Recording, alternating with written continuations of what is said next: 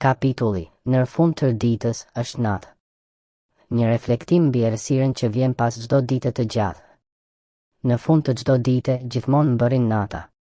E pashmangshme dhe e heshtur, ajo mbulon gjithçka me një errësirë që ngjall qetësi, por edhe një ndjenjë të thellë boshllëku. Shpesh mendojmë se çdo ditë ka diçka për të na mësuar, por harrojmë se edhe nata ka mësimet e saj, ato që i dëgjon vetëm kur gjithçka hesht dhe shpirti është i zhveshur nga zhurma. Kur gjithçka shuhet.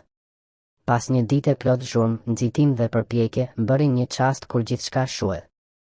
Zhurma e mendimeve largohet ngadalë dhe mbetet vetëm heshtja.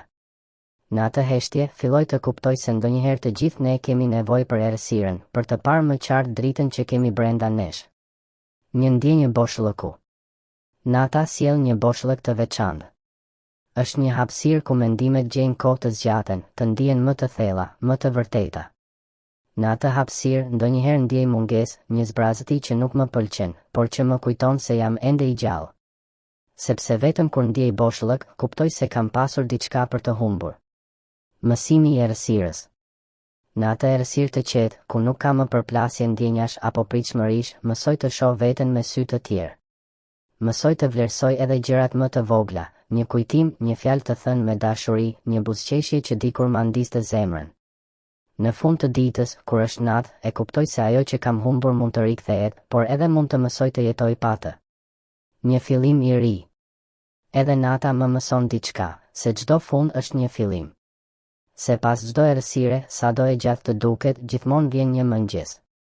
Dhe mëngjesi mbart një premtim të ri, që edhe unë mund të rilind, të ndjej sërish, të dua sërish.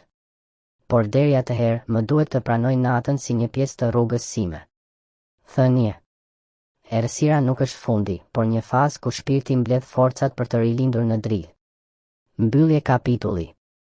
Në fund të ditës, mbetet nata.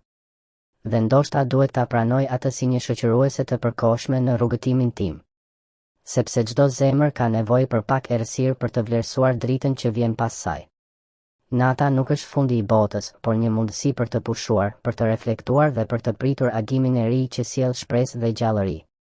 Në këtë udhëtim, edhe nata është pjesë e të jetuarit.